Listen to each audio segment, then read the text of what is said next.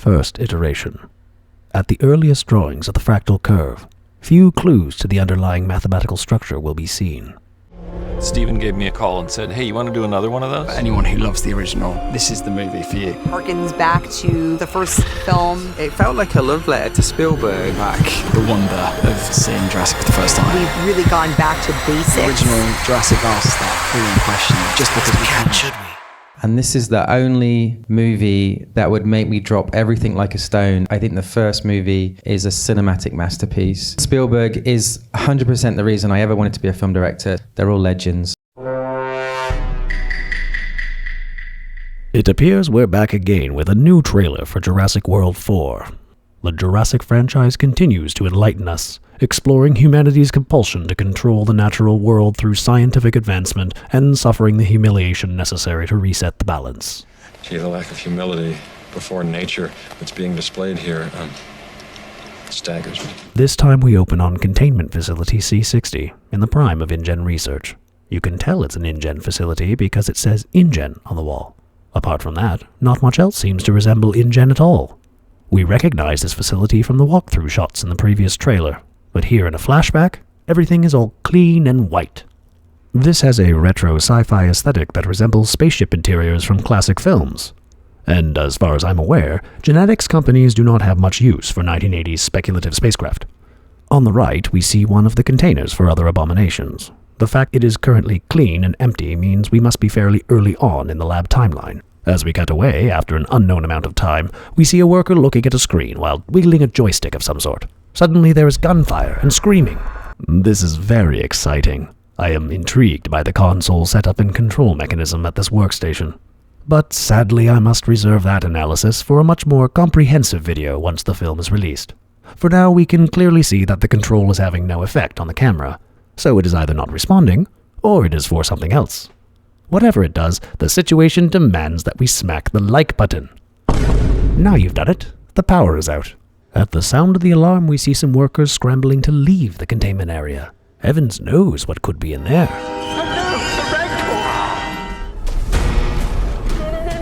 Oh no, we must address this problem.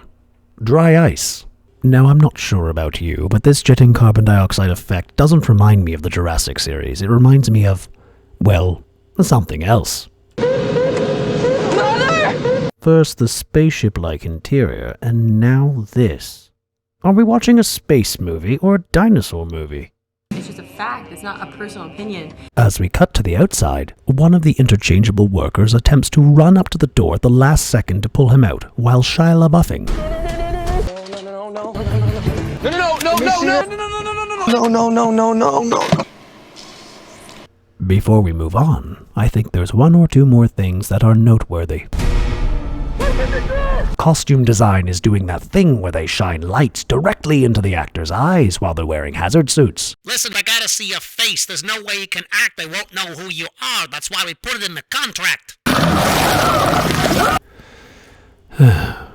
You see the reflection of the animal's jaws on the glass? Wow, aren't we clever? Ah, acting. So I predict this is the cold open, as it were, of this film. It is very reminiscent of previous iterations.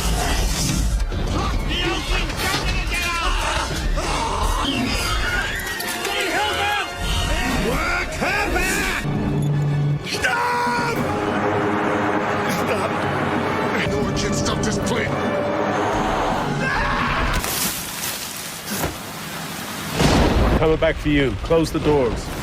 Marine 1, I gotta close the gates. Get out of there. Understood.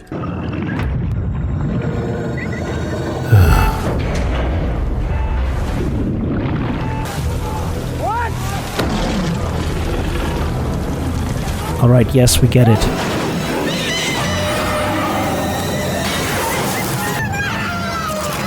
Come on. Oh, bloody hell, you're not done yet? For fuck's sakes, get it over with.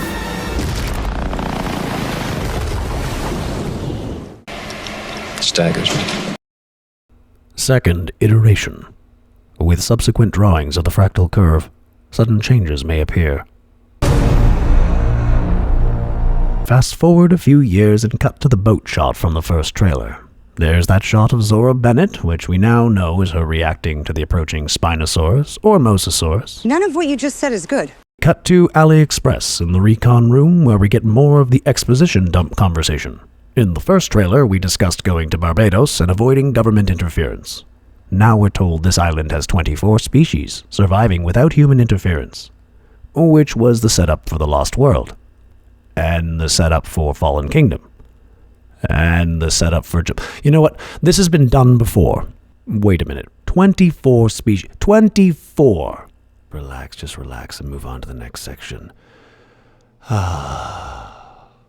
Actually, before moving on, I need to correct something. What's the point of your fence if you have a dinosaur-sized gap in it? It appears I was wrong. I am humbled by my mistake, my blatant misrepresentation of what was shown on screen. As you can see, the fence does not just stop allowing animals to run to and fro. It appears broken out in certain spots. Approaching a lonely sandcrawler tread left abandoned in the jungle, we can see 4 figures. Zora Bennett, head of security, Grantling, Alibaba, and another figure coming from the right. This is most likely the character portrayed by Rupert Friend, whom IMDb tells me is named Martin Krebs. I'm going to guess that Mr. Krebs is all about money. Hello! I like money! This is a familiar scene, but with a different voiceover this time. The theme park owners did experimental work, leaving only the worst ones here. Wait just a bloody minute, what the fuck? Now, promotional material may contain scenes or shots that end up cut from the final movie. Trailers and teasers are also known to use visuals and dialogue from unrelated scenes in order to simplify the message for a potential audience. But there are some times when the studios send marketing editors different footage.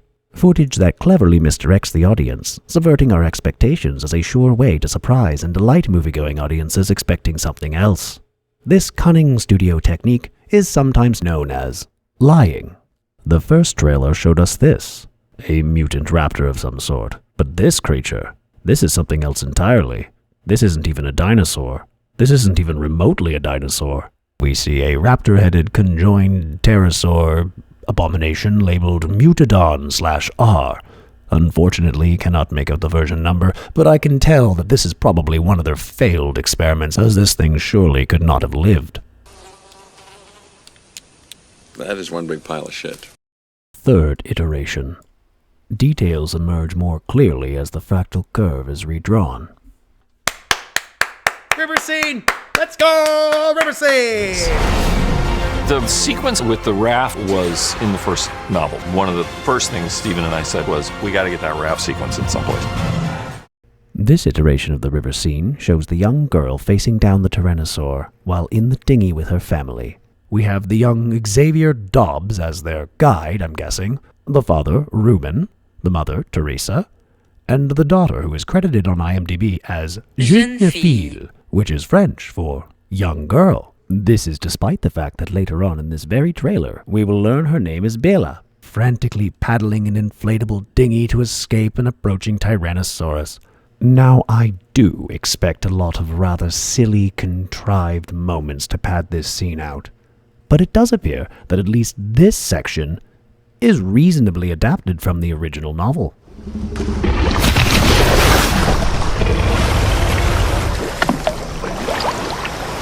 The Tyrannosaur sank below the surface, leaving gurgling bubbles. The lagoon was still. Lex gripped the gunwale handles and looked back. Did he drown? Grant saw bubbles. No. Then a faint ripple along the surface, coming toward the boat. Hang on!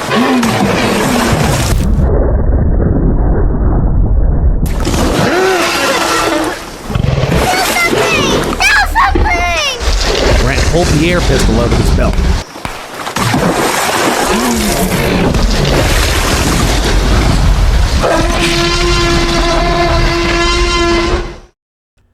Why does the Tyrannosaur look 25 feet tall? Anyway, in the original novel scene, the Tyrannosaur pushes the dinghy up with its head, like here, but it doesn't flip over.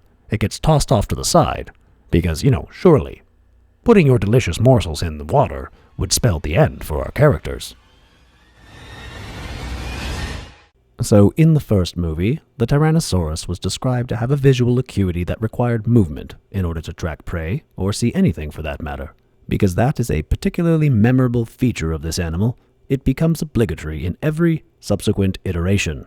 In reality, tyrannosaurs represented the apex of carnivore evolution in the Mesozoic. The visual acuity, along with other sensual awareness, was paired with a surprisingly complex brain for a dinosaur. They may have even been superior to dromaeosaurs in utilizing hunting strategies, including group tactics. Unfortunately, in this series, we showed Rexy to be a dum-dum. And since the raptors are all so clever girls, every big bad from that point must have raptor DNA, so they are not also a dum-dum. This leaves our poor Rexy as the only retarded predator on the island. This is all to say, having her hunting little morsels below the surface of a quick-moving river is just a bit silly. But our girl won't let silly logic get in the way of what she wants, so the blinded Tyrannosaurus gives 2 attempts to snap up an easy meal. But no, we can't have that. The plot requires that Rex food El Papa shall not be. They ask you how you are, you just have to say that you're fine when you're not really fine, but you just can't. Yeah, sure, just scream as he swims away. That's all you're good for, I guess. Well, I guess there's nothing he can do. She's dead. But what's this? Bella has taken refuge under the flip dinghy. Oh no, the Tyrannosaurus! Continuing to investigate for some reason. I guess there is no easier meal on this island. Nothing at all. It's only sensible that she continued to pursue the theoretical meal that she can't even fucking see. And then we cut to our professional crew, downriver. Oh look, it's so loud it scares the birds. This pan up is an indication we are relatively far away, but we can still hear that iconic...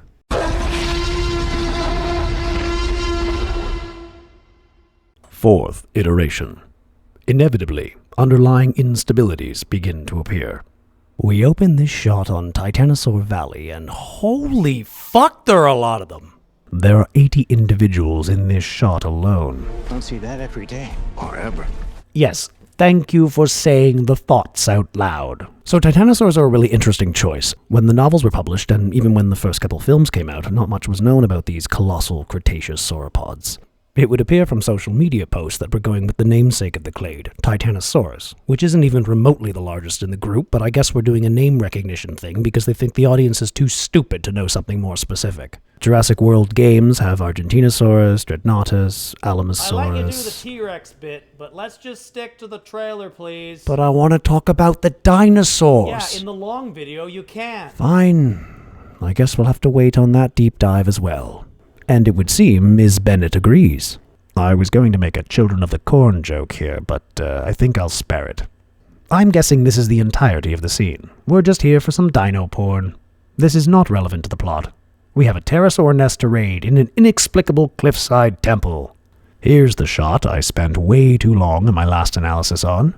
This is a different filter, probably closer to the actual film, so I won't go into it too much again. But the pterosaur flying free motif is an end-of-movie cliché. Unless they put it here for just more dino porn shots. Remember, there are dinosaurs in this movie. Well, you'll forgive the glorious Megatron for not melting into a puddle of gratitude.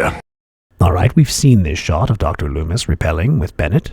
Now we get a new shot showing the entrance to this temple. Hold on, stop! What the hell is this? Who built this? Who puts a hole in the side of a cliff? How do you get in here? What is this for? What culture is this? I don't know. You don't know. No, you're doing it wrong. Shut up and have fun. No nerds allowed. If we get this DNA, millions of lives are saved.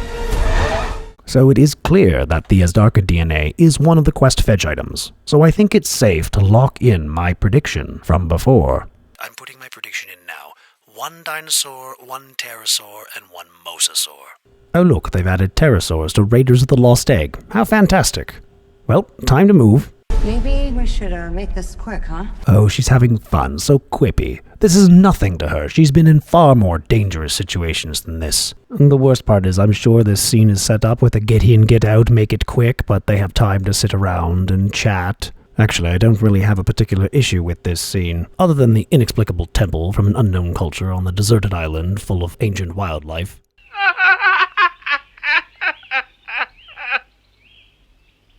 And now for something completely different. And now we're going to do some character work.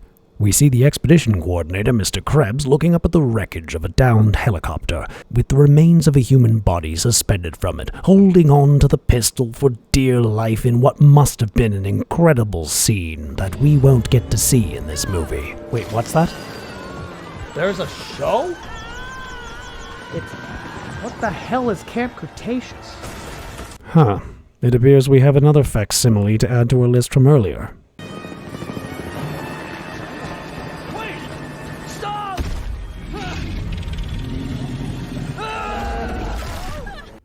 No, that doesn't count. Survival is a long shot. That's kind of our specialty. So Dr. Loomis's line here has now appeared in both trailers right smack in the middle. Actually, this is a different take than the other trailer. Survival is a long shot. Survival is a long shot. They must feel this is terribly profound. I'm not sure why. Let's look at a history of messaging in the Jurassic franchise. Actually, this one might take a while, so I'll just summarize here and you can look forward to a full breakdown once the film comes out. The first film is not really about dinosaurs, it's about the consequences of attempting to exercise control over the complexity of nature while being completely ignorant of its power. And the second attempts to explore further consequences of greed, replacing Hammond's novel version with the character of Peter Ludlow. The third film attempts suggesting that ambition rather than greed is the underlying motivator, but it's a little less clear and events seem to be more circumstantial. The fourth film tries again with the original, but now has introduced cartoonish miser characters as our corporate greed villains. The fifth film seems to invert the morality by insisting money bad but people good, and dinosaurs bad but animals good, and Malcolm is right but he's also an idiot, and the audience is stupid, so here's a flashy dinosaur. The sixth film is just a bunch of dinosaurs running around all over the place, and look, here's your characters, and we've completely lost track of the main plot line. There's not really any messaging, except once again we have cartoonish villains that just greedy because dinosaurs expensive and we sell them and we make money, and that's pretty much it, because money bad, I guess. This film, well, we put ourselves in a place where we don't belong. I'm pretty sure this film just throws all of that out, and it's just a horror movie about monsters that chase people and eat them.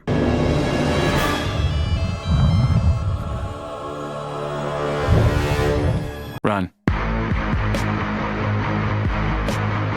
Anyway, where were we? Survival is a long shot. That's kind of our specialty. Yes, we get it. You're overconfident, you're full of yourself, you're used to everything, you can't be scared, yeah, blah, blah, blah, blah, blah. Really getting tired of these writers not knowing how to do strong women. Says what she wants, does what she wants, she's mouthy, brash, and always up for a dick measuring contest. You know, just like that asshole guy you never want to invite out for drinks.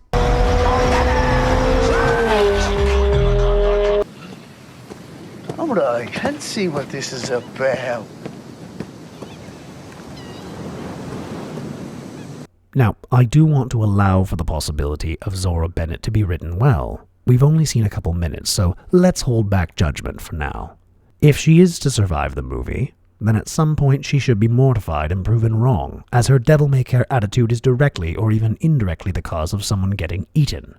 She then has a change of heart, realizing the dangers are very real, and simply being amused at putting people's lives at risk is a terrible attitude to have. Or she continues to be a cocky, entitled little shit, and instead met with her comeuppance, thrusting the mantle of keeping the group safe on a much more unlikely individual, possibly Loomis, or one of the family members when the two groups inevitably meet up. Oh, there it is. Fifth iteration. Flaws in the system will now become severe. We move on to show more of the sequence at the pier. As Dr. Loomis is trying very hard to not hide, Mila has decided to equip herself with some adorable merchandise. You can tell it's merchandise by how cute and non-threatening it is. Certainly the filmmakers toyed with the idea of a realistic-looking Aculops. But then soon realized that letting a little girl keep this on her person was a bad idea.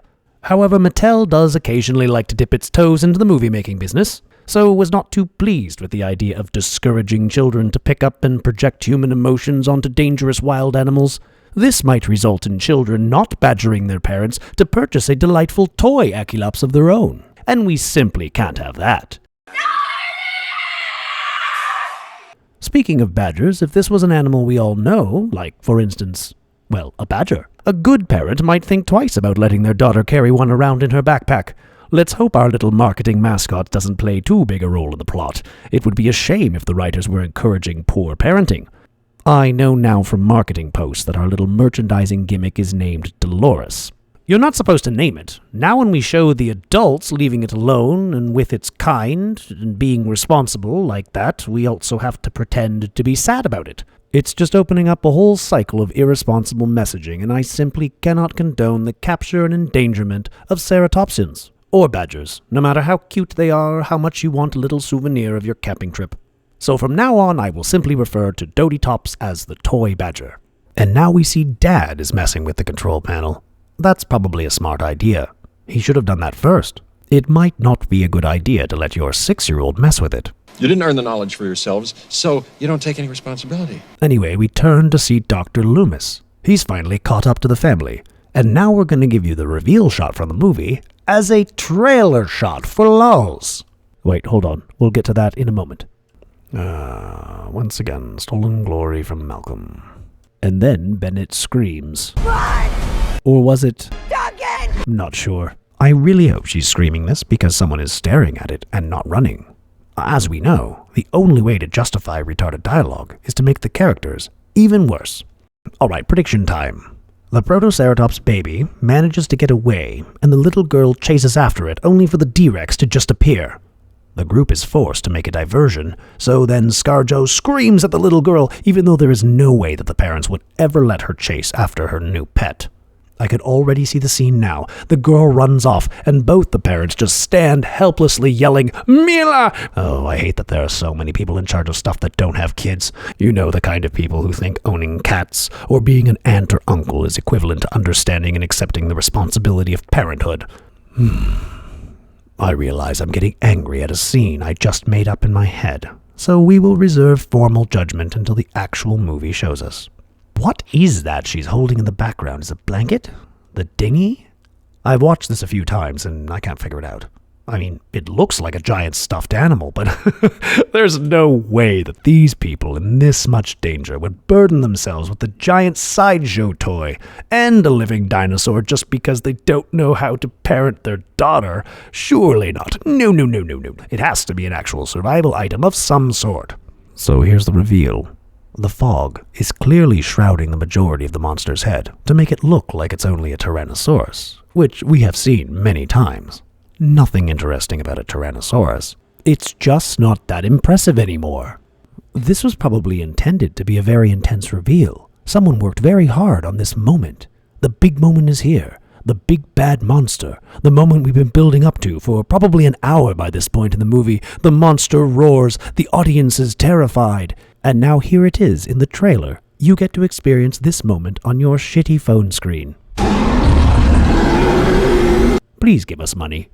Yeah, don't you see the danger, John, inherent? This is the reason why your D&D campaign falls off halfway through. The first iteration is such a defining moment. It becomes a race to recapture that, ignoring the setup that made that moment so impactful. But after a couple slower sessions, the group just wants to relive the excitement, and so you end up with an imitation. When that doesn't quite capture the magic, you do it again, even more derivative and rushed this time. The cycle continues until everyone has lost interest in playing. And before you even knew what you had, you patented it and packaged it and slapped it on a plastic lunchbox, and now you're selling it. You want to sell it. Sixth iteration. System recovery may prove impossible. We've arrived at a petrol station of some sort. Now, I'm not sure where all the funky bunker tech is coming from. There seem to be a lot of unnecessary 45-degree angles in the architecture, giving this less of an overgrown industrial look and more like it belongs in the lower levels of Coruscant. Is this place for military use or for the general public? It even looks like there's a regular cigarette shelf behind the counter inside. Oh, there it is. Dragons confirmed. That would be a wyvern. You know what? Shut the fuck! And here we have our first look at Mutadon trademark. a magical wyvern come to protect the princess from being rescued by the heroic... Oh, that's right. We're still having to pretend we're in the Jurassic franchise, and the monstrous creations of Dr. Henry Wu are wreaking havoc on our protagonists. It's the next logical step in the Abrams effect. Mr. Hammond, I think we're back in business. The first iteration is a masterpiece, so clean, so efficient, and effective. The second iteration is a bit derivative, but manages to roughly achieve the same. The third iteration is a cheap copy of the first, in an attempt to recreate it. Just hold on back there! The fourth iteration is barely recognizable as the system has become too complex. The fifth iteration requires we change things up a bit, but by this point the effect feels cheap and almost insulting. The sixth iteration becomes desperate to recapture the original, but is so convoluted it risks destroying the entire system.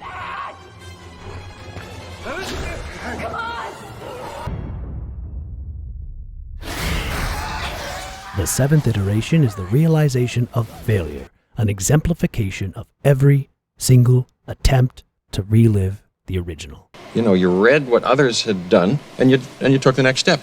Because it's a natural progression, you see. Let's get a better look at Garchomp here. We have the wings of a Quetzalcoatlus, with the body, legs, and head of a raptor. Oh yeah, that thing ain't flying. Quick, inside the servo, we want to do the cool urban zombie apocalypse monster scene from... well, pick one.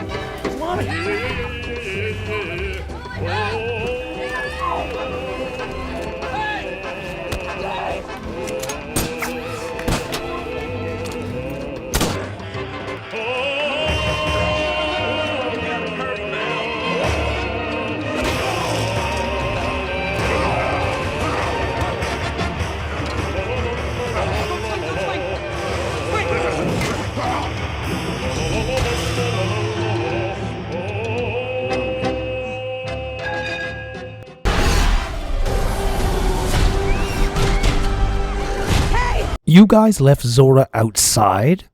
Oh, is this where she finally realizes how much of a bitch she is and makes a sacrifice because... character growth? Is this the scene that redeems her? Hey! Okay, now that's how to produce tension with minimal setup. Quick, frantic, and deadly. No time for that, we have to talk about the other thing. It's time to bring up the Mosasaurus Spinosaurus scene. The Mosasaurus. The Mosasaurus? Never mind. The Mosasaurus. We found it? We found it, meaning this is not a Mosasaurus, but rather the Mosasaurus. Do you mean this Mosasaurus? No, it found us. It found us. This is coming from Dr. Loomis, who is supposed to be the Dr. Grant Peter Ludlow character who is in over his head. There is no way he would know this. This line has to be tossed into the mix as a juvenile attempt to raise the stakes. Is that really necessary? Mosasaur boat play. Okay, time out. There is no way this animal could go that fast. Mosasaurs, like all monitor lizards, are ambush predators, specifically because conservation of energy is paramount. Especially at that size, the sheer volume of water it would have to displace to move it. The volumetric density of water is approximately 1,000 kilograms per cubic meter, which increases as... You know what? Are you the brain specialist? No! No, I am not! Yes! Yes, I am! My brain hurts! Anyway, animal this big moves this fast, we do some maths, witchcraft happens, and we have earthquakes, explosions, and a tsunami. See, here I'm now by myself, talking to myself. That's chaos theory. Oh sure, push it into a wall. I'm genuinely burnt out at this point. Zora's still here, so she didn't die before, but now she's definitely dead because she just got her head bashed in from behind by a rock coming at her at whatever speed this boat is going. What, 30 knots? Oh, never mind, she's fine. How fast are you going? No, we promised to play physics trivia another time. We have ridge folds on the belly of Mosasaur like a fucking whale? So this isn't a Mosasaurus. It's another genetically impossible abomination. Great. It's not possible. Listen, if there's one thing the history of evolution has taught us, it's that life will not be contained. 7th iteration. Increasingly, the mathematics will demand the courage to face its implications. Oh, good. Are you finally done? Yes, it's over. I would like to give my final thoughts, please. Well, hurry up. Overall, this most recent iteration appears to be a clear attempt to distance the IP from its recent predecessors. Gareth Edwards' understandable excitement at working with David Koepp and Steven Spielberg is certainly beneficial for marketing to highlight. However, as we have seen with legends such as Roland Emmerich, James Cameron, Ridley Scott, simply coming back to relive the glory days isn't a quality guarantee of any kind.